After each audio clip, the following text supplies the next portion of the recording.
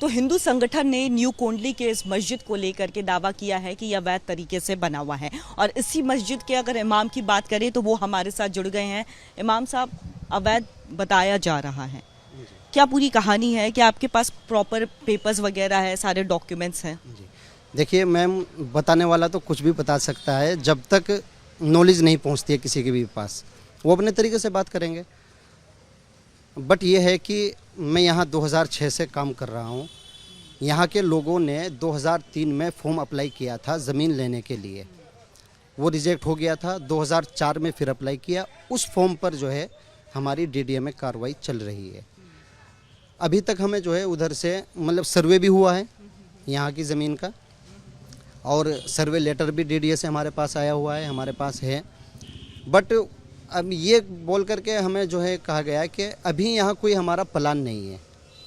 जैसे यहाँ प्लान आएगा, कोई स्कीम आएगी, उस समय हम देखेंगे क्या करना है, देना है ज़मीन, नहीं देना है। डीडीए की तरफ से तो कुछ ये नहीं हो पाया स्पेसिफिक कि ये ज़मीन जो है वो मस्जिद को, मतलब ये ज़मीन आपके नाम पे है या मस्जिद के किसी शख्स के नाम पर है। अभी तक वहाँ से कोई पुख्ता सबूत ही नहीं है, मतलब तब तो फिर ये अवैध ही माना जाएगा ना, कि क्योंकि आपके पास तो पेपर्स है ही नहीं। नहीं मैम, ये भी नहीं है कि मतलब हमें ये कह दिया कि आप यहाँ से हटा लीजिए। हमें ये कह दिया गया था कि जब तक कोई प्लान नहीं आता है, जब तक कोई स्कीम नहीं आती है, तब तक जो है हम आपको ज़मीन नहीं दे सकते। अच्छा। जी। तो अभी उन्होंने कह दिया कि हम आपको अभी ज़मीन नहीं दे सकते हैं, लेकिन यही बना हुआ है और यही जो हिंदू संगठन है वो भी, उनका भी जो विषय है यही इसी को लेकर के है। साथ ही साथ उनकी तरफ से ये भी दलील दी जा रही है कि देखिए ये जो दायरा है ना मस्जिद का, वो लगातार बढ़ते चला गया। साल दर साल जो है वो दायरा बढ़ते गया, मतलब पूरी तरह से जो है अब एक कब्जा जो है वो ग्राउंड में मस्जिद की तरफ से किया जा रहा है, ये वो कह रहे हैं। मैम, डीडीए में इसकी पैमाइश, लंबाई, चौड़ाई जितनी है वो शुरू से वहाँ लिखी हुई है, दर्ज है। लंबाई भी इसकी और चौड़ाई भी, मतलब अगर ये कि साल दर साल बढ़ता जा रहा है, ये गलत इल्ज़ाम है, ऐसा नहीं है।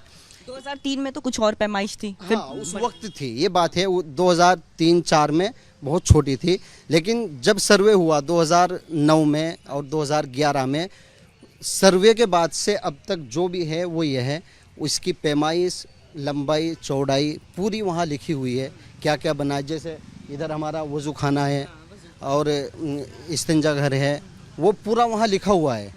तो ये इल्ज़ाम गलत है, मतलब 2009 के बाद इसमें कोई ऐसी चेंजिंग नहीं है। डीडीए ने अभी तक ज़मीन अलॉट तो नहीं। जी, हाँ, अलाउड नहीं की है, ये हकीकत है।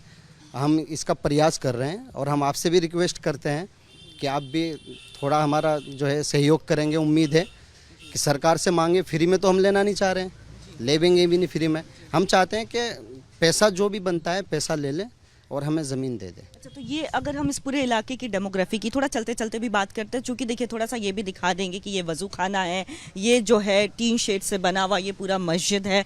और जैसा कि इन्होंने खुद इमाम साहब ने भी बताया कि फ़िलहाल डीडीए ने ज़मीन अलॉट नहीं की है, इस पर सर्वे चल रहा है। लेकिन अगर इस पूरे इलाके की डेमोग्राफी की बात करें इमाम साहब, तो क्या मतलब कौन से समुदाय के लोग यहाँ पर ज़्यादा है या फिर मिक्सड पॉपुलेशन है यहाँ? यहाँ मिक्स ही है। हाँ, यहाँ सभी समुदाय के लोग रहते हैं और हमारी भी आबादी यहाँ अच्छी खासी है, ऐसा नहीं है कि नहीं है। और जो है क्या नाम, तो यहाँ पे रोज़ाना नमाज होती है? जी, यहाँ पर जो है रोज़ाना नमाज होती है और बच्चे भी पढ़ते हैं यहाँ पर।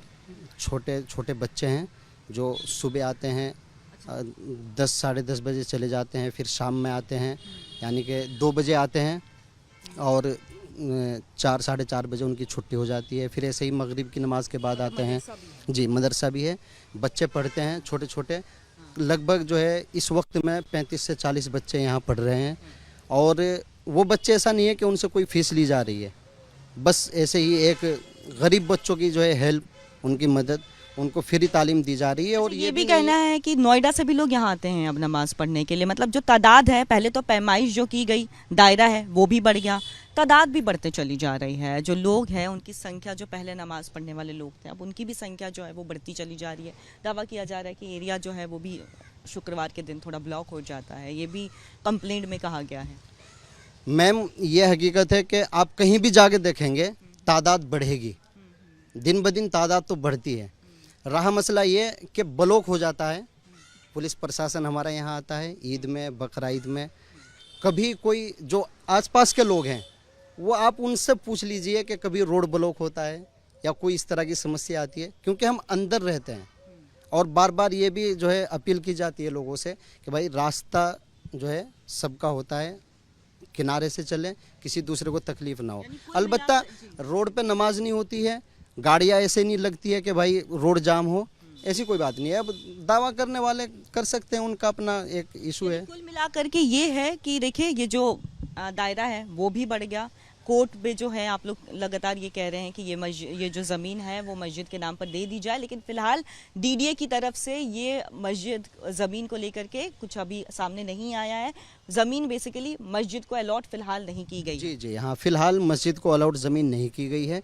और रहा ये कि दायरा बढ़ रहा है साल ब साल, ये नहीं है।